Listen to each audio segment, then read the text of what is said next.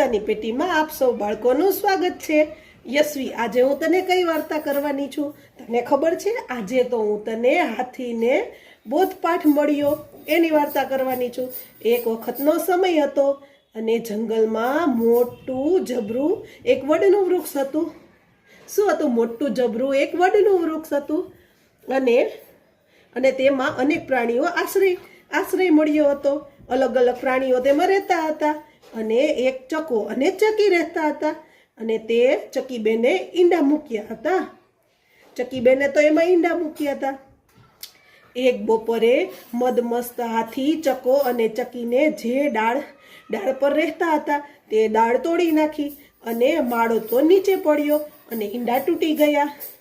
ચકો અને ચકી લકડખોદ પાસે જઈ અને ફરિયાદ કરવા લાગ્યા। તેણે કહ્યું તેની મિત્ર એવી માખી, દેડકા વગેરે બધા તેને મદદ કરશે આ બાબતે।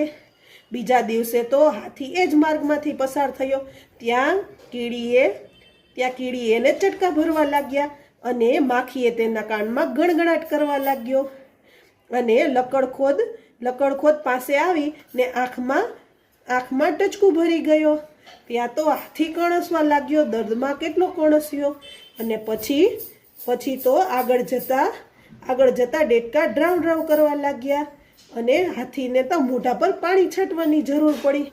હાથીભાઈ અવાજ પાછળ ચાલવા લાગ્યા। ત્યાં મોટું ખાબોચિયું ભરાયેલું હતું તો હાથીભાઈ તો તેમાં પડી ગયા। પછી તે કહેવા લાગ્યા, કૃપા કરી અને મારી મદદ કરો, મારી શી ભૂલ છે? દેડકાએ ચકલીએ અને તેને યાદ કરાવ્યું કે ઈંડાની યાદ તમે ઈંડા ફોડી નાખ્યા હતા। તો હાથીભાઈએ કહ્યું કે તે માટે હું ખૂબ દિલગીર છું અને ભવિષ્યમાં ક્યારેય આવું નહીં કરું। તો યશવી, તને આમાંથી શું શીખવા મળ્યું? કે આપણે કોઈનું નુકસાન નહીં કરવાનું। જો આપણે કોઈનું નુકસાન કરીએ તો કોઈ આપને નુકસાન પહોંચાડે। હા, વાર્તા પૂરી થઈ।